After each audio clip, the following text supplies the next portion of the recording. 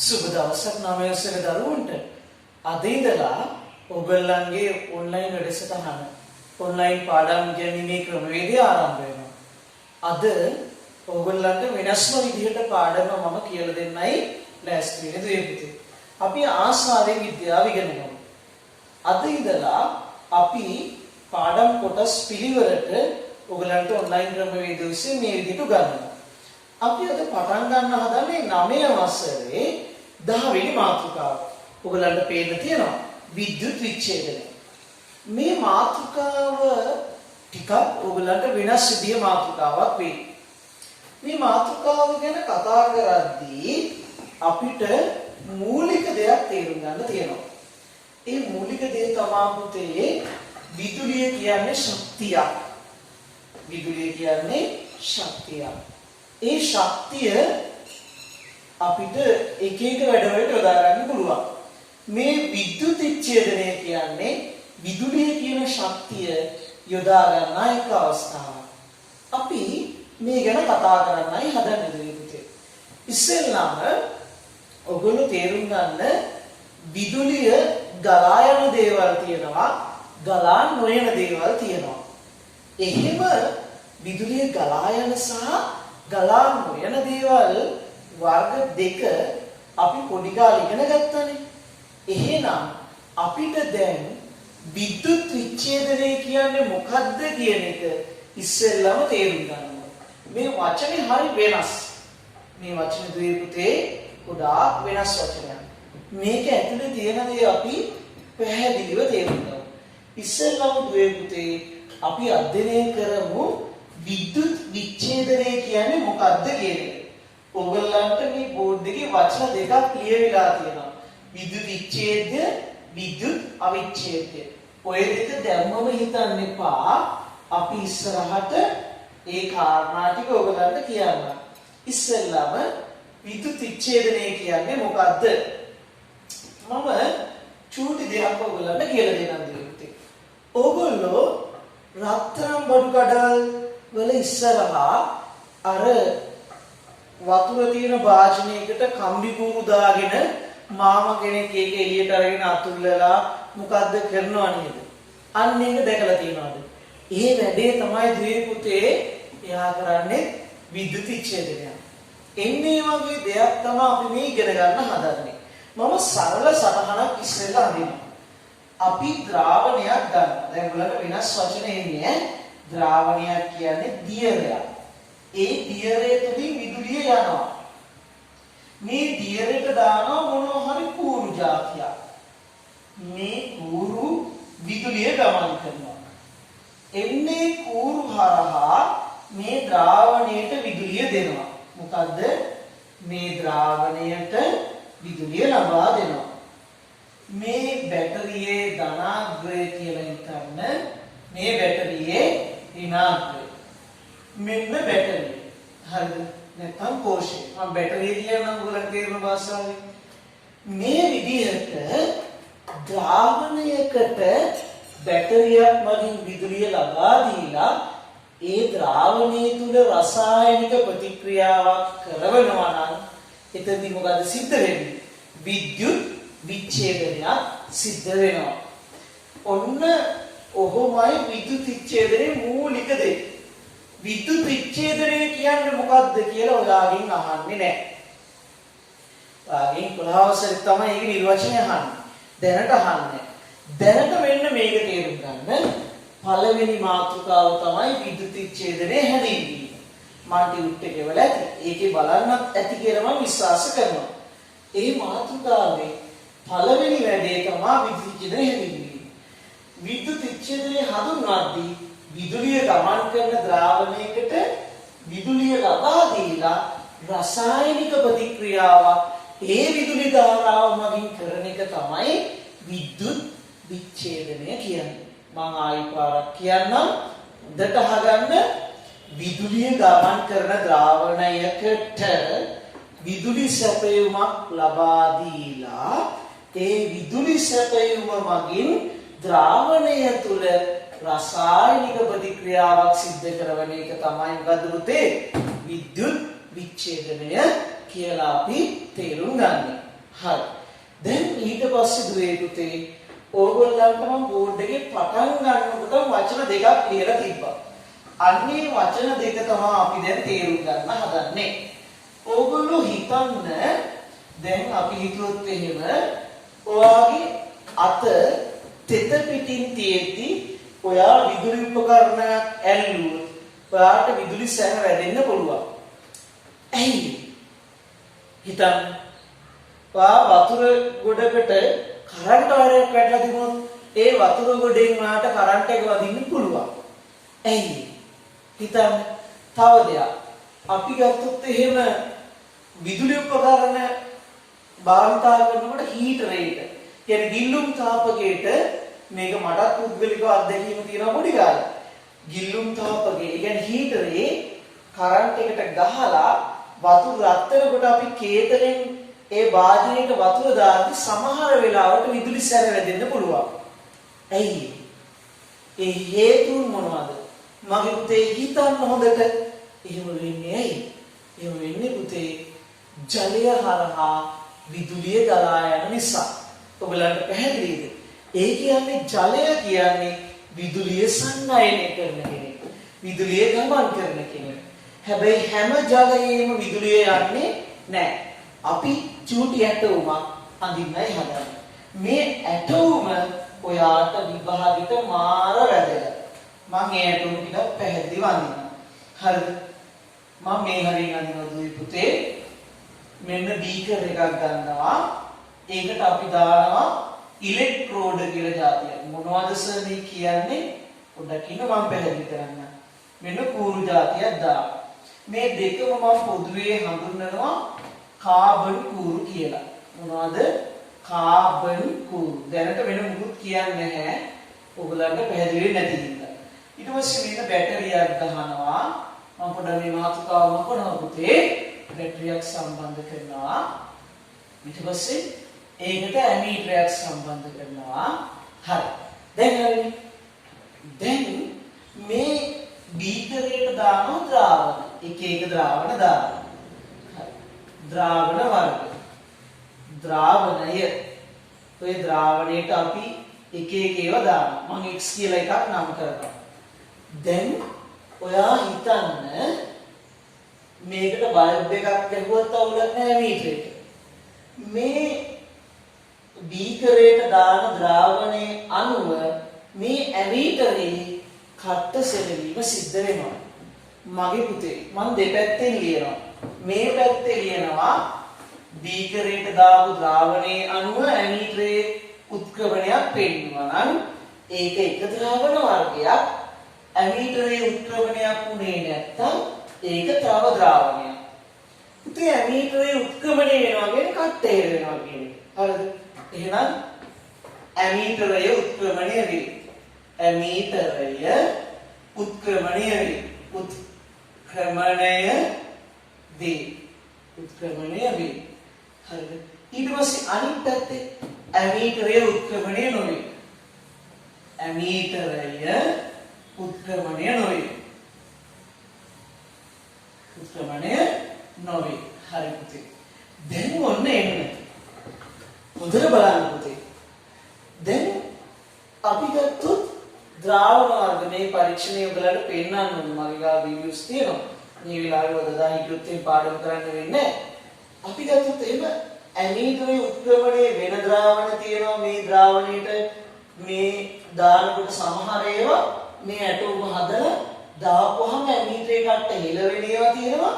සමහර ඒවා ඇමීටරේ කට්ට හෙලවෙන්නේ නැහැ. හරි. මොනවද එහෙම ඇමීටරේ කට්ට නැත්තම් දර්ශකයේ උත්ක්‍රමණය වෙන ඒවා? ඇමීටරය උත්ක්‍රමණය වෙන ඒවා, ඇමීටරය උත්ක්‍රමණය නොවන ඒවා. හරි. මොනවද ඒ වෙන ඒවා? ඇමීටරේ කට්ට හෙලවෙන ඒවා. අපි ගත්තොත් එහෙම ඕගොල්ලෝ හිතන්න ලුණු වතුරෙන් විදුලිය යනවානේ. එහෙනම් ලුණු ද්‍රාවණය. ලුණු ද්‍රාවණය. ඇමීටරේ දර්ශකයේ උත්ක්‍රමණය කරනවා. ලුණු ද්‍රාවණය. ඊට පස්සේ පුතේ තව මොනවද වෙන්නේ? අපි ගත්තොත් එහෙම අම්ල ද්‍රාවණ, දෙහියුෂ වගේ ඒවා අරහා විදුලිය යනවානේ. එහෙම විදුලිය ගියාම මේ ඇමීටරේ දර්ශකය හෙලවෙනවා. එහෙනම් දෙහියුෂ. अब මම මෙතන කියනවා දෙහි ද්‍රාවණය කියලා කියන්නම්. තව ඔයගොල්ලෝ කියන්න බලන්න හිතන්න. කොපර් සල්ෆේට් වගේ ඒවා දැම්මොත් මෙතන දිය කරලා මේ කට හෙලවෙනවා. එහෙනම් කොපර් සල්ෆේට් ද්‍රාවණය. කොපර් සල්ෆේට් කියන්නේ පාරමාණික. හරිද? එන්නේ එහෙම ඇමීටරේ උත්ක්‍රමණය වෙනවා. හරි. දැන් ඇමීටරය උත්ක්‍රමණය වෙන ටික වෙනමයි ඇමීටරේ උත්ක්‍රමණය නොවන ටිකට යන අපි දැන් මොනවා කියලාද? ඇමීටරේ දර්ශකයේ හෙලවෙන්නේ නැති ඒවා මේ කරන්ට් එක මේ විදිහට හැදුවාම මේ ඇටෝම මේ විදිහට හැදුවාම ආශ්‍රිත ජලය කියලා එකක් තියෙනවා. ආශ්‍රිත ජලය කියන්නේ වතුර රත් කළා වාෂ්ප කළා ඒ ආපු වාෂ්ප කූල් කරලා ගන්න ද්‍රාවණය. එහෙනම් මොකද්ද පුතේ? එකක් ආශ්‍රිත ජලය. ආශ්‍රිත ජලය. තවමනු තේ වගේ තියෙන්නේ. අපි ගත්තොත් මෙතනට දැම්මා නම් භූමි තෙල් වගේ එකක් මේ කට එළවෙන්නේ නැහැ. ඒ කියන්නේ ඒක අරහා විදුලිය යන්නේ නැහැ. භූමි තෙල් ද්‍රාවණය. අපි භූමි තෙල් කියලා ලියමු. හරි. ඊට පස්සේ ඔයගොල්ලෝ හිතන්න මේකේ දිය කරනවා ග්ලූකෝස්. ග්ලූකෝස් දිය කළාම අර වගේ කට උත්ක්‍රමණය වෙනවද? නැහැ. එහෙනම් ග්ලූකෝස් ද්‍රාවණය. ග්ලූකෝස් ද්‍රාවණය. හරි. දැන් පුතේ මේ ද්‍රාවණ හරහා විදුලිය යනවා මේව හරහා විදුලිය යන්නේ නැහැ. පැහැදිලිද? මේ ද්‍රාවණ හරහා විදුලිය ගලා යනවා මේ ද්‍රාවණ හරහා විදුලිය ගලා යන්නේ නැහැ. එහෙනම් විදුලිය ගමන් කරන ද්‍රාවණ වලට අපි එක නමක් කියනවා. විදුලිය ගමන් නොකරන ඒවට තවත් නමක් කියනවා. හොඳට අපි මේ නම් දෙක මතක තියාගන්න ඕනේ. ඒක තමයි අපි ඔය ඉගෙන ගන්න හදන්නේ. විද්‍යුතය ගමන් කරන ද්‍රාවණ වලට කියනවා විද්‍යුත් විච්ඡේද්‍ය කියලා. විද්‍යුත් මොකක්ද පුතේ? විච්ඡේද්‍ය කියලා කියනවා අපි. හරිද? විද්‍යුත් විච්ඡේද්‍ය. විදුලිය ගමන් කරන්නේ නැති ඒවට කියනවා පුතේ විද්‍යුත් අවිච්ඡේද්‍ය. මොකද්ද කියන්නේ? විද්‍යුත් අවිච්ඡේද්‍ය කියලා අපි කියනවා. හරි. මම නැවත වරක් කියන්නම්. මේ ඇටෝම විභාගයට අතිශයින්ම වැදගත් වෙනවා. මේ ඇටෝම 11වසටත් තෝරනවා. මේ විදියට ඇටෝමක් හදලා කාබන් කූරු දාලා ද්‍රාවණ මේ හැම ද්‍රාවණ වර්ගයක් මෙහා පැත්තේ තුනයි මේ පැත්තේ જાති තුනයි දාලා වෙන වෙනම බැලුවාම ඇමීටරේ උත්ක්‍රමණයක් පෙන්නන ඒවා තියෙනවානේ. ඒ කියන්නේ විදුලිය යනකොට ඇමීටරේ හෙලවෙන්නේ. එහෙම පෙන්නන ද්‍රාවණ තමයි මේ ටික. එහෙනම් ඒවේ විදුලිය යනවා නම් විදුලිය යන ද්‍රාවණ වලට කියනවා විද්‍යුත් විච්ඡේද්‍ය කියලා. ඒ විදිහට උත්ක්‍රමණයක් නැති විදුලිය යන්නේ නැති ද්‍රාවණ වලට කියනවා මොනවද? විද්‍යුත් අවිච්ඡේද්‍ය කියලා. මම හිතන්නේ දරුවන්ට විද්‍යුත් විච්ඡේද්‍ය සහ අවිච්ඡේද්‍ය කියන දෙක පැහැදිලි වෙන්නේ. ආයි පාරක් කියන්නම් දුවේ පුතේ. විදුලිය ගමන් කරන ද්‍රාවණ වලට කියනවා විද්‍යුත් විච්ඡේද්‍ය කියලා. විදුලිය ගමන් නොකරන ද්‍රාවණ වලට කියනවා විද්‍යුත් අවිච්ඡේද්‍ය කියලා. හරිද පුතේ? අපි ඊට පස්සේ ඊළඟ මාතෘකාවට යොමු වෙමු. හරිද පුතේ? දැන් අපි කතා කරන්නේ ඔයගොල්ලන්ට විද්‍යුත් විච්ඡේද්‍ය සහ විද්‍යුත් අවිච්ඡේද්‍ය කියන දෙකම තේරුණානේ. දැන් අපි එතනින් එහාට යනවා. මොකද්ද මේ විද්‍යුත් විච්ඡේද්‍ය සහ අවිච්ඡේද්‍ය කියන එක තේරුණානේ. විද්‍යුත් විච්ඡේදයක් කියන්නේ විදුලිය ගමන් කරන ද්‍රාවණ වලට. විද්‍යුත් අවිච්ඡේදයක් කියන්නේ විදුලිය ගමන් නොකරන ද්‍රාවණ වලට. දැන් එතකොට ගොඩක් විදුලිය යන්නේ අයනික සංයෝග දිය කරපු ද්‍රාවණ හරහා. ඔන්න ඔය වචනේ 10 වසරේදී ඔයගලන්ට ඉගෙන ගත්ත හැකි. අයනික සංයෝග කියනවා. ඒ කියන්නේ ඕවා තාම නැහැ. ලුණු අයනික සංයෝගයක් කියලා මතක තියාගන්නකො. විදුලිය ගමන් කරන්නේ අයනික සංයෝග දිය කරපු ද්‍රාවණ හරහා. දැන් අපි දෙවෙනි මාතෘකාවට යමු. මොකක්ද දෙවෙනි මාතෘකාව? කොපර් සල්ෆේට් ද්‍රාවණයක් විද්‍යුත් විච්ඡේදනය. කොපර් සල්ෆේට් ද්‍රාවණයක් විද්‍යුත් විච්ඡේදනය. මොකද්ද මේකෙදි අපි කරන්නේ? ඔයගොල්ලන්ට අතිශයින්ම වැදගත් වෙයි. හරිද? දැන් බලන්නකෝ දුවේ පුතේ. ඉස්සෙල්ලාම මම ඔයගොල්ලන්ට මූලික දේවල් ටික විද්‍යුත් විච්ඡේදනය උගන්වනවා. කලින් ඉගෙනුවා. දැන් අපි ඒක ටිකක් තව ගැඹුරට යමු. හරිද? ඉස්සෙල්ලාම අපි විද්‍යුත් විච්ඡේදනයට ගන්න ද්‍රාවණයේ තේරුම් ගන්නට කොපර් සල්ෆේට්. කොපර් සල්ෆේට් කියන්නේ අයනික සංයෝගයක්. කොපර් සල්ෆේට් කියන්නේ මොන සංයෝගයක්ද පුතේ? අයනික සංයෝගයක්. මේක මොන පාටද? මේක පුතේ නිල් පාටයි. මේක නිල් පාටයි. පල්මානිකම් කියන්නේ කොපර් සල්ෆේට් වලට. හරිද? දැන් කොපර් සල්ෆේට් ද්‍රාවණයට දානවා අපි කාබන් ඉලෙක්ට්‍රෝඩ. මොනවද දාන්නේ? කාබන් නැත්තම් ප්ලැටිනම් ඉලෙක්ට්‍රෝඩ. ඔන්න 아무තු වචනයක් ආවා. මොකක්ද මේ වචනේ? ඉලෙක්ට්‍රෝඩ කියන වචනේ. කලබල වෙන්න එපා. ඉලෙක්ට්‍රෝඩ කියන්නේ මම පැත්තකින් කියනවා ඉලෙක්ට්‍රෝඩ. ඉලෙක්ට්‍රෝඩ මේක හොඳට අහගන්න. නැත්තම් ඔයාලට මතක හිටින්නේ නැහැ. ඉලෙක්ට්‍රෝඩ කියන්නේ ද්‍රාවණයට විදුලිය ලබා දෙන්න අපි දාන කෙනා. ඒ කියන්නේ විදුලිය ලබා දෙන්න ඉලෙක්ට්‍රෝඩ වලින්. ද්‍රාවණයට කරන්ට් එක දෙන්නේ එයා. එයා අපි යොදා ගන්නවා ඒ වැඩේට කාබන් කූරු නැත්තම් මොනවද? ප්ලැටිනම් කියලා જાතිය. ලෝකේ වටිනම ලෝහය තමයි ප්ලැටිනම්. ඒ ලෝහයක් මෙතට දාන්න යන්නේ අපි දාන්නේ මොන කූරුද? කාබන් කූරු. ඒවා කාබන් ඉලෙක්ට්‍රෝඩ. හරි. දැන් කාබන් ඉලෙක්ට්‍රෝඩ දාලා මම බැටරි කෑල්ල මෙහෙම සම්බන්ධ කරනවා. දැන් බැටරි කෑල්ලේ ඔයා මතක තියාගන්න ඕනේ දුවේ පුතේ අග්‍ර දෙක පිළිවෙලට. හරිද? මේ ධනාග්‍රය මේ ඍණාග්‍රය. දැන් එහෙනම් ඔන්න අපි දැන් කරන්න හදන්නේ මොකද්ද? කොපර් සල්ෆේට් ද්‍රාවණයක් විද්‍යුත් විච්ඡේදනය කරන එක. මේකට අපි යොදා ගන්න ඉලෙක්ට්‍රෝඩ මොනවද? කරන්ට් එක දාන්න ගන්න කාවද? කාබන් ඉලෙක්ට්‍රෝඩ. හරි. දැන් මේ බැටරියේ මොන ආග්‍රයද? හොඳට හිතන්න. ධනාග්‍රය. මේ බැටරියේ මොන ආග්‍රයද? ඍණාග්‍රය. මේ පැත්ත ධන, එහා පැත්ත ඍණ. එහෙනම් ධනාග්‍රය ගහලා තියෙන ඉලෙක්ට්‍රෝඩයට වචනයක් පුරුදු වෙමු. ධන ඉලෙක්ට්‍රෝඩය කියලා. මේක එහෙනම් මොකද්ද? ධන ඉලෙක්ට්‍රෝඩය. මේක අපි ගමු ධන ඉලෙක්ට්‍රෝඩය. ඉලෙක්ට්‍රෝඩය. හරි. ඊට පස්සේ පුතේ එහෙනම් මෙයා මොන ඉලෙක්ට්‍රෝඩයද? ඍණ වලට සම්බන්ධ කරලා තියෙන නිසා එයා මොකද්ද? ඍණ ඉලෙක්ට්‍රෝඩය. එයා ඍණ ඉලෙක්ට්‍රෝඩය. ඉලෙක්ට්‍රෝඩය. හරි පුතේ. දැන් මේක ධන ඉලෙක්ට්‍රෝඩය, මේක ඍණ ඉලෙක්ට්‍රෝඩය. හරිද දුවේ පුතේ? දැන් අපි ගත්තොත් එහෙම ඔන්න අපි තේරුම් ගත්ත ඉලෙක්ට්‍රෝඩ ಜಾති දෙක. මේ පැත්ත ධනට ගහලා තියෙන නිසා ධන ඉලෙක්ට්‍රෝඩය, මේ පැත්ත ඍණට ගහලා තියෙන නිසා ඍණ ඉලෙක්ට්‍රෝඩය. මම දැන් ඕගොල්ලන්ට ටිකක් ගැඹුරු දෙයක් උගන්වන්න හදන්නේ.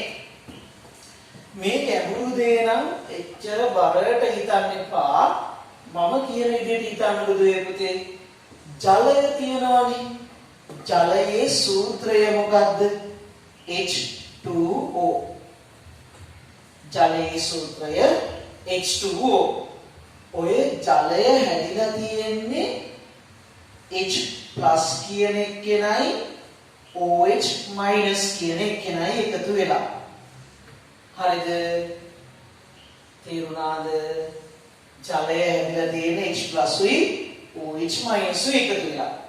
එතකොට දැන් අපි ගත්තොත් දුවේ පුතේ මේ ඉලෙක්ට්‍රෝඩ ගාවට ලං වෙනවා ඔය +- කියන අය. ඒගොල්ලෝ වෙනස් ආලෝකවල තියෙන්නේ. මම කියන්නම්කෝ ජලය OH-. ජලය ඍණාණුවකිනුයි ධන අයනයකිනුයි කියන දෙකකින් තමයි හැදිලා තියෙන්නේ. ඍණයි ධනයි එකතු වෙලා ජලය හැදිලා තියෙන්නේ. තව කොපර් සල්ෆේට් කියලා කෙනෙක් ඉන්නවනේ.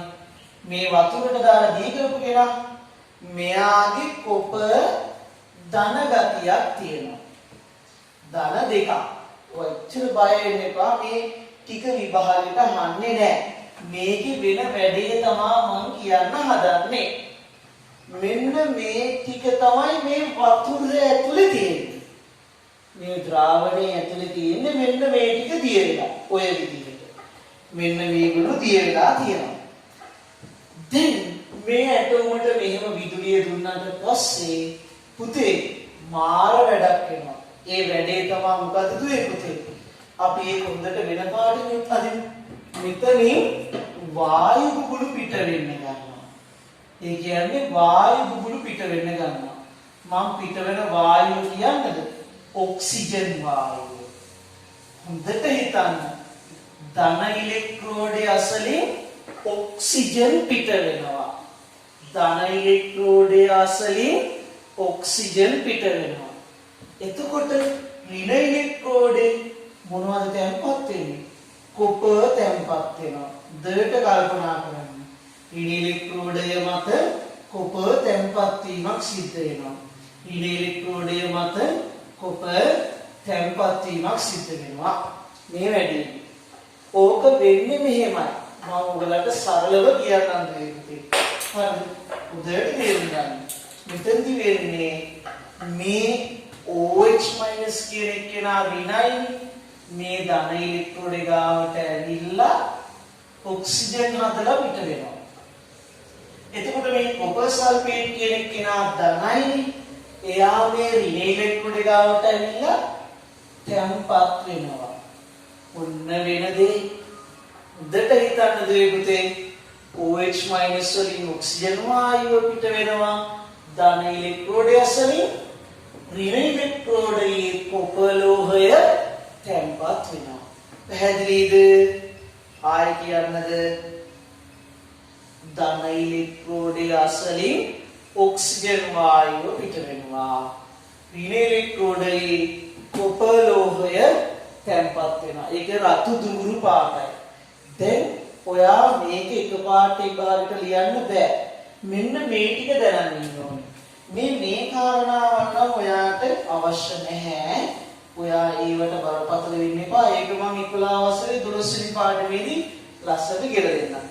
ඕගොල්ලෝ මේ මම එවන සටහන් ටිකක් තියෙනවා. අන්න ඒ සටහන් ටික මම මේක ඇඳලා ඉවරුණාට පස්සේ ෆොටෝ එකක් දානවා ගෲප් එකට. අන්න ඒක පොතේ කටුවට ඇඳ ගන්න. මම ඉවර නෝට් එකත් එක්කම. හරිද පුතේ? ඉස්සෙල්ලාම මෙතන මොකද්ද? ධන ඉලෙක්ට්‍රෝඩය අසලින් මොකද්ද පිට උනේ? ධන ඉලෙක්ට්‍රෝඩය අසලින් වායු බුබුලු පිටනේ. වායු බුබුලු මම මේ පැත්තේ ලියන්නේ. ධන ඉලෙක්ට්‍රෝඩය අසලින් වායු බුබුලු පිටනේ. වායු බුබුලු පිටනේ. හොඳට තේරුම් ගන්න. ඊළඟට මේ ඍණ ඉලෙක්ට්‍රෝඩය අසලින් මොකද උනේ? මම මෙහෙම ඊතරේ දාන්නේ. ඒක පැටලෙනවනේ. ඍණ ඉලෙක්ට්‍රෝඩේ මේ පැත්තේ. එතන මොකද උනේ? රතු දුඹුරු පාට ලෝහයක් තැන්පත් වේ. ලෝහයක් තැන්පත් වේ. හරිද? දැන් හරි. මේ වායු බුබුලු මොනවද කියලා අපි අඳුරගන්නේ කොහොමද? මේන මාධ්‍ය අපි එකතු කරගන්නවා මොකටද පුතේ? පරීක්ෂණ නලයකට. හොඳට මතක තියාගන්න. ඔක්සිජන් වායුව අඳුරගන්නේ කොහොමද? මම මේ ප්‍රශ්න ටික දරුවන්ට එවනවා ප්‍රශ්න කීපයක් හැටියට. වීඩියෝ එක අන්තිමේදී මම ප්‍රශ්න ටිකක් දෙනවා ඔයගලන්ට. ඒ ප්‍රශ්න උත්තර ලියන්න ඕනේ ඔයගොල්ලෝ. මෙතනදී පිට වෙන වායුව ඔක්සිජන්ද කියලා අඳුරගන්නේ කොහොමද? අපි ගන්නවා මේ වායුව පරීක්ෂණ නලයකට. මෙයාව එක්කව කරගන්නවා පරීක්ෂණ නලයකට. ඒ පරීක්ෂණ නලයට වායුව එක්කව කරලා ඒකට දානවා නිවපු හඳුන් කූරක් වගේ එකක්. ඒ හඳුන් කූරට තමයි අපි කියන්නේ මොකද්ද? පුලිඟු කීරක් කියලා. පුලිඟු කීරක්. ඒ පුලිඟු කීර දාපුවාම ඒ පුලිඟු කීර වේගයෙන් දැල්වෙන්න ගන්නවා. ඒ පුලිඟු කීර වේගයෙන් දැල්වෙන්න ගන්නවා. එතකොට අපි අඳුර ගන්නවා මොකද්ද? මේකේ තිබුණේ මොන සිජන් වායුවද? ඔක්සිජන් වායුව කියලා. O2 වායුව පිටවිය. හරිද? හොඳට තේරුම් ගන්න පුතේ. O2 වායුව පිටවිය. O2 වායුව පිට විය. හරිද පුතේ? මෙතනදී ඔක්සිජන් වායුව පිට වුණා කියලා අපි අඳුරගත්තේ කොහොමද? පරීක්ෂණ නලයකට මේ වායුව එක්කව කරලා පුලිඟු ගීරක් ඇතුල් කළාම ඒ පුලිඟු ගීර වේගයෙන් දැල්වෙන්න ගත්තා කියන්නේ මෙතන තිබුණේ මොන ඔක්සිජන් වායුවද? ඔක්සිජන් වායුව පිට වෙලා තියෙනවා. ධන ඉලෙක්ට්‍රෝඩය අසලින් මොන වායුවද පිට උනේ? ඔක්සිජන් වායුව. මේ මොකද්ද අපි කරන්නේ? කොපර් සල්ෆේට් ද්‍රාවණය මොකද්ද කරන්නේ පුතේ? විද්‍යුත් විච්ඡේදනය කරද්දී ධන ඉලෙක්ට්‍රෝඩය අසලින් ඔක්සිජන් වායුව පිට වෙනවා. හරි. දැන් එන්න අපි ඍණ ඉලෙක්ට්‍රෝඩය අසලට මෙතනදී මේ වටේට තැන්පත් උනේ මොනවද? කොපර් ලෝහය තැන්පත් විය. Cu ලෝහය තැන්පත් විය. ඇත්තටම සර් මෙච්චර දෙයක් වෙනවද? ඔව්. ඒකයි සර් මේක මෙහෙම ඉගන්නන්න ගත්තේ. දැන් පුතේ ඔයාට ඔන්න ඔච්චරයි විභාගෙට පාඩම් කරන්න ඕනේ. මෙතන යොදා ගන්න ඉලෙක්ට්‍රෝඩ මොනවද? ඔන්න අහන තැන් ටික. මම මේක එවනවා වෙනම එක්ක ඔයගලට පොලේකවම ලියලෙවන්නම් මේ ටිකට උත්තර ලියන්න කියන්නේ. අහන තැන් මොනවද? මෙතන යොදා ගන්න ඉලෙක්ට්‍රෝඩ මොනවද? කාබන් ඉලෙක්ට්‍රෝඩ. එතකොට මේ බැටරියට ගහලා තියෙන්නේ ධනාග්‍රේටනේ. එහෙනම් එයා ධන ඉලෙක්ට්‍රෝඩය. මෙහා මොන ඉලෙක්ට්‍රෝඩයද? ඍණ ඉලෙක්ට්‍රෝඩය. ධන ඉලෙක්ට්‍රෝඩය අසලින් මොන වායුවද පිට වෙන්නේ? ඔක්සිජන් වායුව පිට වෙනවා. ඊට පස්සේ ඍණ ඉලෙක්ට්‍රෝඩය මොකද වෙන්නේ? කොපර් ලෝහය තැන්පත් වෙනවා. ඔන්න ඔය වැඩේ තමයි මොකද්ද? කොපර් සල්ෆේට් ද්‍රාවණය විද්‍යුත් විච්ඡේදනය කරනවා කියලා කියන්නේ. මම හිතන්නේ දරුවන්ට හොඳට තේරෙන්නේ නැති. මේක තමයි ඔයාලට අවශ්‍ය වෙන්නේ. අපි මොකද්ද කළේ? කොපර් සල්ෆේට් ද්‍රාවණය විද්‍යුත් විච්ඡේදනය කළා. තව කවුරු හරි අහුවොත් මේ පරීක්ෂණය ඉවර වෙනකොට මේ කොපර් සල්ෆේට් වල පාටට මොනවා වෙලා තියෙයිද? කොපර් සල්ෆේට් වල පාට අඩු වෙලා යනවා, නැති වෙලා යනවා. ඕක සිද්ධ වෙනවා. ඒ කියන්නේ දුවේ පුතේ මේ කොපර් ටික තැම්පත් වෙන්න ද්‍රාවණී ඉල්පහයක් මොකද වෙන්නේ? අඩු වෙලා යනවා. හරිද දුවේ පුතේ?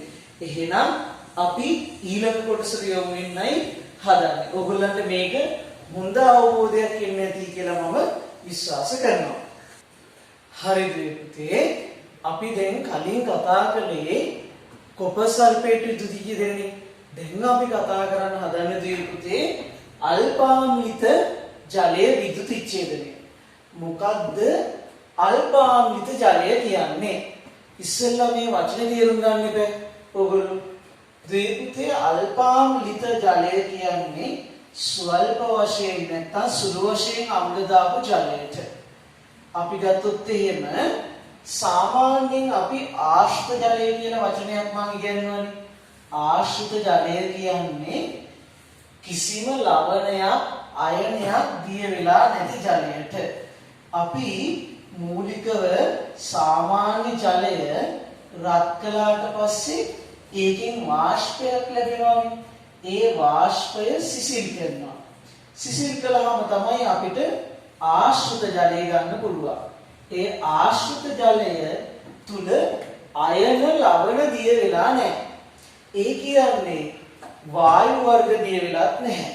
මේ ආශ්‍රිත ජලය ඇතුලෙන් විදුලිය ගලා යාමක් සිද්ධ වෙන්නේ නැහැ දුවේ පුතේ. එලෙස විදුලිය ගලා යන්නේ නැති වුනහම විද්‍යුත් විච්ඡේදනය කරන්න බෑ. එහෙනම් මේ ආශ්‍රිත ජලය විද්‍යුත් විච්ඡේදනය කරන්න පුළුවන්ද? බෑ දුවේ පුතේ. අපි ඒ වෙනුවට ඒ ආශ්‍රිත ජලයට අම්ල ටිකක් දානවා. ඒ අම්ල දාපු ජලයට තමයි පුතේ කියන්නේ මොකද්ද? අල්පාම්ලිත ජලය කියලා. ස්වල්ප ලෙස අම්ල යෙදු ජලයට කියනවා. නැත්තම් සුළු වශයෙන් අම්ල යෙදු ජලයට කියනවා පුතේ අල්පාම්ලිත ජලය. මේ ආශ්‍රිත ජලයට සුළු වශයෙන් ස්වල්ප වශයෙන් අම්ල යෙදුවාම අපි කියනවා මොකද්ද? අල්පාම්ලිත ජලය. අම්ල අපි දාන්නේ බොහෝ දුරට පුතේ සල්ෆියුරික් අම්ලය තමයි ආශ්‍රිත ජලයට දාන්නේ. එහෙම හදාගත්තාම අපිට ලැබෙනවා මොකද්ද? අල්පාම්ලිත ජලය. මම කියපේ දරුවන්ට පැහැදිලි ඇති. ආශ්‍රිත ජලයේ ආයන නැති නිසා ඒක හරහා විදුලිය යන්නේ නැහැ. ඒ වෙනුවට අපි හදාගන්නවා අල්පාම්ලිත ජලය. ඒ අල්පාම්ලිත ජලය හදාගන්නේ ආශ්‍රිත ජලයට අම්ල ටිකක් දාලා. මම කියවුවොත් කොහොමද කියන්නේ? ආශ්‍රිත ජලයට අම්ල යෙදූ විට අල්පාම්ලිත ජලය ලැබේ. සුළු වශයෙන් අම්ල යෙදූ ජලයට කියනවා මොකද්ද? අල්පාම්ලිත ජලය කියලා. හරිද පුතේ? දැන් අපි යොමු වෙන්න හදන්නේ අල්පාම්ලිත ජලය විද්‍යුත් විච්ඡේදනය කරන ඇටෝමට. මම මේ ඇටෝම අඳින්න. මේ ඇටෝම නම් ඕගොල්ලන්ට අතිශයින් වැදගත් වෙයි. මේ හොඳට මතක තියාගන්න පුතේ. හරි. ඉස්සෙල්ලාම මම කලින් කීයට වඩා මේකේ පොඩි වෙනසක් ඔයගලන්ට පෙන්නනවා. මම පරීක්ෂණ නල දෙකක් අනිත් පැත්ත හරවලා අඳින්නේ මෙතන. ඒක ඔයගොල්ලෝ හොඳට තේරුම් ගන්න ඕනේ. ඒකට හේතුවක් මම කියන්නම් ඔයගලන්ට දෙවිපුතේ. හරි. දැන් අපි ගත්තොත් එහෙම අපි ගන්නවා පරීක්ෂණ නල දෙකක් අරගෙන මේ විදිහට බීකර් එක අනිත් පැත්ත හරවලා යොදලා මේකට හදලා මේකට යොදනවා අල්පාම්ලිත ජලය. ඒ කියන්නේ අම්ල ස්වල්පයක් දාපු ජලය. ඒ දාලා මේකට ඉලෙක්ට්‍රෝඩ දෙකකින් විදුලිය දෙනවා. මොකකින්ද පුතේ විදුලිය දෙන්නේ? ඉලෙක්ට්‍රෝඩ දෙකකින් විදුලිය දෙනවා. ඒ දෙනකොට මම ඕකේ ධන ඍණ ගහන හැටි කියන්නම්. මේවෙන් ජලය කාන්දුවේ නැති විදිහට හදන්නේ. හොඳට හිතන්න. එහෙම ජලය කාන්දුවේ නැහැ මේවෙන්. ඊළඟට දරුවන්ට එන ප්‍රශ්නේ ඒකනේ. හරි. දැන් විදුලිය දෙනවා. දෙනකොට මෙන්න ධනාග්‍රය මෙන්න ඍණාග්‍රය. මම ටිකක් විශාල වෙන්නේ ඒකයි. මේ ධන මේ ඍණ. හරි. දැන් එහෙනම් මේ ඉලෙක්ට්‍රෝඩ වලට ගන්න මොන ඉලෙක්ට්‍රෝඩද පුතේ? කාබන් ඉලෙක්ට්‍රෝඩ. මොන ඉලෙක්ට්‍රෝඩද? කාබන් ඉලෙක්ට්‍රෝඩ. හරි. මේ ධන ඉලෙක්ට්‍රෝඩය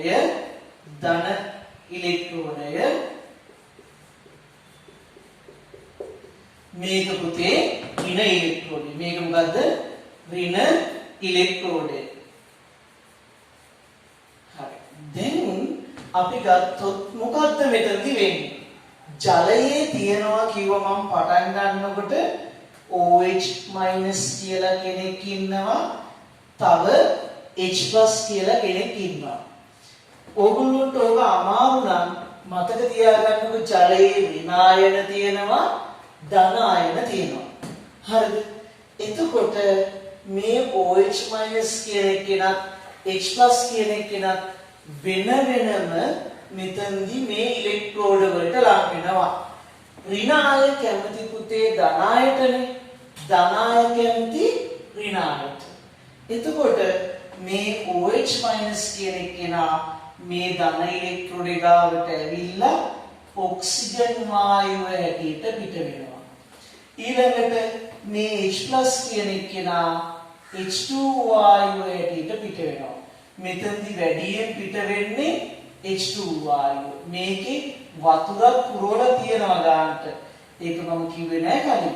වතුර ටික ඔස්සේ තමයි උඩට වායු බුබුලු යන්නේ මෙහෙම. එතකොට වැඩියෙන් H2 වායුව පිට වෙනවා. එහෙනම් වතුර ටික පහළට එනකොට වායු ටික ඒකේ උඩට පිරෙනවා. හරිද පුතේ? දැන් අපි ඒක තව ටිකක් තේරුම් ගමු. ජලයේ අල්පාම්ලිත ජලයෙන් ඔක්සිජන් වායුව පිට වෙන්නේ විද්‍යුත් විච්ඡේදනය කළාම ධන ඉලෙක්ට්‍රෝඩය අසලින් ඍණ ඉලෙක්ට්‍රෝඩය අසලින් මොන වායුවද පිට වෙන්නේ? හයිඩ්‍රජන් වායුව. දැන් මම මේ පැත්තට ලියනවා ධන අකුර දාලා ධන ඉලෙක්ට්‍රෝඩය, මේ පැත්තට ලියනවා ඍණ ඉලෙක්ට්‍රෝඩය. මේ දෙකම හදලා තියෙන මොනවයින්ද? එක්ක කාබන් ඉලෙක්ට්‍රෝඩ වලින් නැත්නම් අනිත් එක මොකද්ද? ප්ලැටිනම් ඉලෙක්ට්‍රෝඩ වලින්. හරි. ධන ඉලෙක්ට්‍රෝඩය අසලින් මොන වායුවද පිට වෙන්නේ? O2 වායුව පිට වෙනවා. මේක කොහොමද අපි අඳුරගන්නේ? පොලිමු කීරක් ඇතුල් කළාම මේ පරීක්ෂණයේ අනිත් පැත්ත හරවලා ඒක වේගෙන් දැල් වෙන්න ගන්නවා. හරි. මේ ඍණ ඉලෙක්ට්‍රෝඩය අසලින් මොන වායුවද පිට වෙන්නේ? පුතේ H2 වායුව පිට වෙනවා. මොන වායුවද? H2 වායුව පිට වෙනවා. එතකොට පුතේ ඒක කොහොමද අපි හඳුනගන්නේ? මෙන්න මේ කියන ඡේදය මේ කියන වචන ටික ඔයා උසස් පෙළ වෙනකම් මතක තියාගන්න. හයිඩ්‍රජන් වායුව අඳුරගන්නේ හයිඩ්‍රජන් වායුව තියෙන පරීක්ෂණ නලයකට දැල්වෙන පුලිඟු කීරක් ඇතුල් කළාම නිවපු එකක් නෙමෙයි හයිඩ්‍රජන් වායුව තියෙන පරීක්ෂණ නලයකට දැල්වෙන ඒක මේ අතට හරවලා ඇතුල් කරන්නේ නැත්නම් වායුවේ ඝනත්වය නිසා පිට වෙනවා. දැල්වෙන පුලිඟු කීරක් ඇතුල් කළාම මේක මොන හඬලාද පත්තු වෙන්නේ? පොප් හඬලා දැල්වෙනවා. මොන හඬලාද දැල්වෙන්නේ? පොප් හඬලා දැල්වෙනවා. මෙන්න මේ ටික නම් ඕනෙම. ඔක්සිජන් වායුව අඳුනගන්නේ පුලිඟු කීර ඇතුල් කළාම මේක වේගින් දැල්වෙන හින්දා හයිඩ්‍රජන් වායුව අඳුනගන්නේ දැල්වෙන පුලිඟු කීරක් අර විදිහට පරීක්ෂණයට ඇතුල් කළාම මේක පොප් හඬලා දැල්වෙනවා. එහෙනම් පොප් හඬලා දැල්වීමෙන් තමයි අපි ඒක අඳුරගන්නේ. හරි. දැන් ඔයාට විභාගෙට ඕන වෙන්නේ ධන ඉලෙක්ට්‍රෝඩය අතරින් ඔක්සිජන් වායුව පිට වේ කියන එක, ඍණ ඉලෙක්ට්‍රෝඩය අතරින් හයිඩ්‍රජන් වායුව පිට වේ කියන එක. ඒ වායු දෙක අඳුර ගන්න ක්‍රමය. මේ අපි දැන් කළේ අල්පාම්ලිත ජලයේ විදුලි විච්ඡේදනය ක්‍රීම. ඇයි අපි අල්පාම්ලිත ජලය යොදාගන්නේ? සාමාන්‍ය ජලය විදුලි විච්ඡේදනය වෙන්නේ නැති නිසා. ඒක දුර්වල නිසා. එතකොට දුවේ පුතේ අපිට තේරුම් ගන්න පුළුවන් ස්වල්ප ලෙස අම්ලීය ජලයට අපි කියමු මොකද්ද? අල්පාම්ලිත ජලය කියලා. මම හිතන්නේ ඔයගොල්ලන්ට පැහැදිලි වෙන්නේ නැති අල්පාම්ලිත ජලය විදුලි විච්ඡේදනය කරන හැටි. හරිද පුතේ? අපි අන්තිමට කතා කළේ අල්පාම්ලිත ජලයේ විදුලි විච්ඡේදනයනේ. දැන් ඕගොල්ලෝ දැනගන්න ඕනේ කාරණාවක් තියෙනවා. මොකක්ද ඒ කාරණාව? විදුලි විච්ඡේදනයේ භාවිත තුනක් වාගේ අච්චු පොතේ තියෙනවා. ඒ භාවිත තුන හොඳට මතක තියාගන්න. පළවෙනි එක තමයි කාර්මිකව කොස්ටික් සෝඩා නිපදවීම. කොස්ටික් සෝඩා කියන්නේ පුතේ සෝඩියම් හයිඩ්‍රොක්සයිඩ් වලට. NaOH වලට තමයි කොස්ටික් සෝඩා කියන්නේ. පළවෙනි එක කාර්මිකව ඒ කියන්නේ අපිට භාවිතයට ගන්න අවශ්‍ය විදිහට කොස්ටික් සෝඩා හදන එකට තමයි අපි කියන්නේ කාර්මිකව කොස්ටික් සෝඩා හදනවායි කියන්නේ. කාර්මිකව කොස්ටික් සෝඩා නිපදවන එක පළවෙනි එක. ඊළඟට ලෝහ නිස්සාරණය කරන්න. ඒ කියන්නේ සක්‍රියතාව වැඩි ලෝහ තියෙනවානේ. ලෝහ නිස්සාරණය කියන එක උතේ ලොකු කාරණාවක්. ලෝහ නිස්සාරණය කරන්න විදුලි විච්ඡේදනය යොදා ගන්නවා. ඊට පස්සේ පුතේ විද්‍යුත් ලෝහාලේපනය. විද්‍යුත් ලෝහාලේපනය කියන්නේ අපි ගත්තොත් පුතේ අපේ රත්තරන් බඩු තියෙන්නේ. රත්තරන් බඩු වලට රත්තරන් ආලේප කරන්නේ. ඒ ආලේප කරන වැඩේ තමයි විද්‍යුත් ලෝහාලේපනය කියලා කියන්නේ. දැන් අපි අන්තිමටම කතා වෙන්න හදන්නේ අන්තිමටම ඉගෙන ගන්න හදන්නේ විද්‍යුත් ලෝහාලේපනය කියන මාතෘකාව. අන්න ඒක තමයි ඔයගලන්ට උතරටම පැහැදිලි කරන්න ඕනේ. අපි ඒකට යොදා ගන්නවා විශේෂ ඇටෝමක්. ඔයගලන්ට විද්‍යුත් ලෝහාලේපනය කියන එකේ දේ පැහැදිලි කරන්න හදන්නේ. විද්‍යුත් ලෝහාලේපනය කියන්නේ මොකක්ද? මුදල හිතන්නකො. මොකක් හරි ලෝහයක් වෙන පෘෂ්ඨයක විද්‍යුත් විච්ඡේදනය මගින් ආලේප කරන එකට තමයි පුතේ කියන්නේ විද්‍යුත් ලෝහාලේපනය කියලා. කිසියම් ලෝහයක් වෙනත් පෘෂ්ඨයක් මත විද්‍යුත් විච්ඡේදනය මගින් ආලේප කරන එක. ගැඹුරු පැහැදිලි කිරීමක්. මම ඕක ආයෙ පැහැදිලි කරන්නම්. කිසියම් ලෝහයක් ගැන අපි හිතුවොත් එහෙම මේ එක ලෝහයක් x කියන ලෝහයක් y කියන ලෝහය මත ආලේප කරනවා මොකකින්ද? විද්‍යුත් විච්ඡේදනය මගින්. ඔන්න ඕකයි විද්‍යුත් ලෝහාලේපනයේදී වෙන්නේ. හරි. දැන් අපි ඒකට ඇටෝමක් හදාගමු ඉස්සෙල්ලම. මෙන්න ඇටෝම දුවේ. අපි ගන්නවා බීකර් එකක්. ඒකට දානවා දුවේ පුතේ කොපර් සල්ෆේට් ද්‍රාවණය. මොකක්ද දාන්නේ? කොපර් සල්ෆේට් ද්‍රාවණය. ඒක තනුක කොපර් සල්ෆේට් ද්‍රාවණය. නැත්නම් අපි කොපර් සල්ෆේට් ද්‍රාවණය කියලා කියමුකෝ. ද්‍රාවණයක් දානවා. ඒ කොපර් සල්ෆේට් ද්‍රාවණයට අපි පුතේ ඉලෙක්ට්‍රෝඩ හැටියට මේ වෙලාවේ යොදන්නේ සක්‍රීය ඉලෙක්ට්‍රෝඩ. කලින් ඕගොල්ලෝ අක්‍රීය ඉලෙක්ට්‍රෝඩ තමයි විදුලි ඡේදනයේදී භාවිතා කළේ. අක්‍රීය ඉලෙක්ට්‍රෝඩ මෙන්න මේවා. අක්‍රීය ඉලෙක්ට්‍රෝඩ. අක්‍රීය ඉලෙක්ට්‍රෝඩ දෙකක් අපි ඉගෙන ගත්තා. එකක් කාබන් නැත්නම් මිනිරම්. හරිද? ඔය හොඳට තේරුම් ගන්න. අනිත් එක තමයි පුතේ ප්ලැටිනම්. හරි. මේ අක්‍රීය ඉලෙක්ට්‍රෝඩනේ දැන් මේ ලෝහාලේපනයට ගන්නේ සක්‍රීය ඉලෙක්ට්‍රෝඩ. හරිද? මොන ඉලෙක්ට්‍රෝඩද? සක්‍රීය ඉලෙක්ට්‍රෝඩ. සක්‍රීය ඉලෙක්ට්‍රෝඩ. සක්‍රීය ඉලෙක්ට්‍රෝඩ කියන එකේ තේරුම මොකද්ද? එයා ද්‍රාවණයත් එක්ක ප්‍රතික්‍රියා කරනවා. එයා ද්‍රාවණයත් එක්ක ක්‍රියා කරනවා. හරිද පුතේ? අපි යමු ඒ වැඩේට. ඒ කියන්නේ විදුලි ලෝහාලේපනය කරන්නේ. අපි කරන්නේ යකඩ ඇණයක් මත තඹ ආලේප කරනවා. මොකද්ද කරන්නේ? යකඩ ඇණයක් මත තඹ ආලේප කරනවා. යකඩ ඇණයක් මත මොනවද ආලේප කරන්නේ? තඹ ආලේපය. හරි. අපි හොඳට තේරුම් ගමු ඉස්සෙල්ලා යකඩ ඇණයකට තඹ ගන්න මේ ඇටෝම කොහොමද අපි හදාගන්නේ කියලා. ඉස්සෙල්ලාම පුතේ අපි කරන්නේ මේකට දානවා තඹ තහඩුවක් බැටරියට සම්බන්ධ වෙන විදිහට. එයා සම්බන්ධ කරනවා පුතේ බැටරියේ ධන අග්‍රයට. මොන අග්‍රයටද? ධන අග්‍රයට. ඊට පස්සේ ඍණ අග්‍රයට සම්බන්ධ කරනවා යකඩ ඇණය. හරිද? යකඩ ඇණේ ඍණ අග්‍රයට සම්බන්ධ කරනවා. දැන් මේ මොකද්ද? තඹ තහඩුව. තඹ තහඩුව මේ වෙලාවේ මොන අග්‍රයට සම්බන්ධ කරලා තියෙන්නේ? කොපර් තහඩුව මොන ඉලෙක්ට්‍රෝඩයටද? ධන ඉලෙක්ට්‍රෝඩයට. මොන ඉලෙක්ට්‍රෝඩයද පුතේ? ධන ඉලෙක්ට්‍රෝඩයට. හරි. ඊළඟට යකඩ ඇණය සම්බන්ධ කරලා තියෙන්නේ මොන ඉලෙක්ට්‍රෝඩයටද? යකඩ ඇණය. යකඩ ඇණය සම්බන්ධ කරලා තියෙන්නේ පුතේ ඍණ ඉලෙක්ට්‍රෝඩයට. මොන ඉලෙක්ට්‍රෝඩයද? ඍණ ඉලෙක්ට්‍රෝඩයට. හරි. දැන් ඔන්න වෙන දේ තේරුම් ගන්න.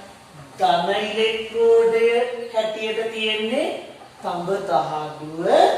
ඍණ ඉලෙක්ට්‍රෝඩය හැටියට තියෙන්නේ යකඩ ඇණය. හරිද? දැන් වෙන්නේ මේකයි. මේ තඹ ටික තඹ තහඩුව දිය වෙනවා.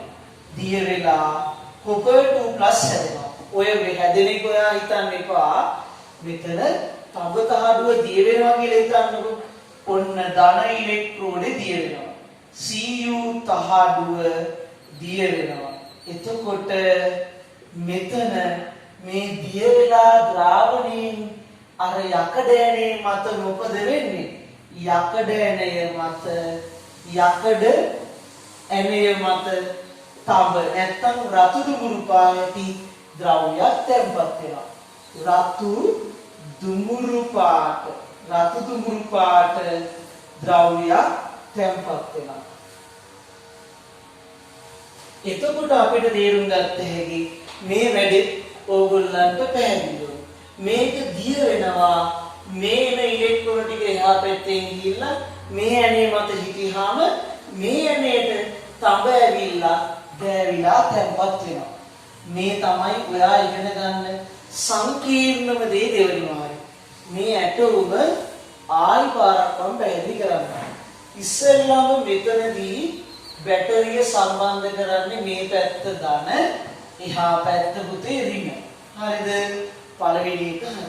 ඊට පස්සේ මේ ධනාග්‍රය ගහලා තියෙන ධන ඉලෙක්ට්‍රෝඩේ හැටියට තඹ තහඩුව යොදාගෙන තියෙනවා. ඍණ ඉලෙක්ට්‍රෝඩේ හැටියට යකඩ ඇණය යොදාගෙන තියෙනවා. අනිවාර්යයෙන්ම ආලේප කරන්න ඕන ලෝහය දාන්නේ ධනාග්‍රයට. හොඳට මතක තියාගන්න. ආලේප කරන්න ඕන ලෝහය දාන්නේ ධනාග්‍රයට. ආලේප කරන්න ඕන ලෝහය දාන්නේ ධනාග්‍රයට. ආලේප කළ යුතු වස්තුව දාන්නේ මොන අග්‍රයටද? ඍණාග්‍රයට. ආලේප කළ යුතු වස්තුව දාන්නේ ඍණාග්‍රයට. ආලේප කළ යුතු වස්තුව දාන්නේ මොන අග්‍රයටද? ඍණ අග්‍රයට. හරි. එතකොට මේ තඹ තහඩුව දිය වෙලා ඒ තඹ ටික තැන්පත් වෙනවා යකඩ ඇණේ මත. ඒ කියන්නේ මේකට වචනයක් මම කියනවා. දැන් ඕගොල්ලෝ හොඳට මතක තියාගන්න. මේ තඹ තහඩුව ඇනෝඩය. එතකොට යකඩෑනේ මොකද්ද පුතේ? කැතෝඩය. ඔන්න ඔය වචනය නම් ටිකක් වෙනස්. හරිද? ඇනෝඩය කියන්නේ ධන ඉලෙක්ට්‍රෝඩය, කැතෝඩය කියන්නේ ඍණ ඉලෙක්ට්‍රෝඩය. එතකොට තව දහඩුව දිය වෙලා යකඩෑනේ මත තව තැන්පත් වෙනවා. ඔන්න ඔය විදිහට අපිට යකඩෑනේ තව ආලේප කරගන්න පුළුවන්. මේ වැඩේට තමයි අපි කියන්නේ මොකද්ද? විද්‍යුත් ලෝහාලේපනය කියලා. මේ විදිහට තමයි රත්තරන් බඩුවල රත්තරන් ආලේප කරන්නේ, ඊට පස්සේ රිදී ආලේප කරන්නේ. ඊළඟට පුතේ අපි ගත්තොත් එහෙම පිත්තල මත රත්තරන් ආලේප කරන්නේ. ඔය ආකාරයට ලෝහාලේපනය සිද්ධ කරන්නේ.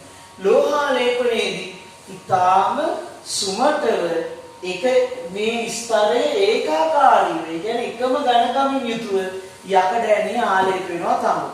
මේක ගොඩාක් වෙලාව යන වැඩක්. මේකට ලොකු විදුලියක් දාන්නෙත් නැහැ. චූටි විදුලියක් දිගු කාලයක් දානවා. මේකෙන් අතිශයින්ම වැදගත් කර ටිකක් වෙනවා. හරි. පාඩමේ ප්‍රධාන මාතෘකා 4 මම දරුවන්ට විස්තර කළා. දැන් මෙතනින් එහාට තියෙන්නේ ප්‍රශ්න ටිකක් එවන එක. මම ඕගොල්ලන්ට ප්‍රශ්න ටිකක් වෙනම එවනවා ෆොටෝස් ගහලා. ඒ ප්‍රශ්න ටිකට උත්තර දරුවෝ පැහැදිලිව ලියන්න ඕනේ. මේ ඇටෝම මේක තේරෙන්නේ නැති කියලා මම විශ්වාස කරනවා. මේක ඕගොල්ලන්ගේ ගෲප් එකටත් මම වෙනම දාන්නම් පුතේ. හරිද? මෙතන තියෙන්නේ තඹ දිය වෙලා, ඒ කියන්නේ ධනාන්තරයට ගහපු තඹ ලෝහය දිය වෙනවා. ආලේප කරන ලෝහය දිය වෙලා ආලේප කළ යුතු වස්තුව ඍණාන්තරයට සම්බන්ධ කරලා තියෙනවා. ඒක මත ඒ ලෝහය තැන්පත් වෙනවා. මේ ඇටෝමම තමා රන් ආලේප කරන්නත් යොදාගන්නේ. රිදී ආලේප කරන්නත් යොදාගන්නේ. එතකොට ඇනෝඩය කියන්නේ ධන ඉලෙක්ට්‍රෝඩය. හොඳට මතක තියාගන්න. ඇනෝඩය ධන, ඇනෝඩය ධන. කැතෝඩය නිනාවේ මොකද්ද? ඍණ ඉලෙක්ට්‍රෝඩය. හරිද දුවේ පුතේ? ඔතනින් එහා පාඩමේ තියෙන්නේ චුටි ප්‍රශ්න ටිකක් කතා කරන්න. මම හිතන්නේ විද්‍යුත් විච්ඡේදනය කියන ගැඹුරු මාතෘකාව දරුවන්ට පැහැදිලිව තේරෙන්නේ නැති කියලා මම විශ්වාස කරනවා. ඕගොල්ලන්ගේ මෙතනින් එහා පාඩම් ටිකක් අපි මේ විදිහට ඔන්ලයින් මාර්ගයෙන් කරගෙන යමු. හරි. එහෙනම් දරුවන්ට මම සුබ පතනවා මේක හොඳට තේරුම් ගන්න ඕගොල්ලෝ හොඳට මේක අධ්‍යයනය කරන්න දෙන්න. හරි.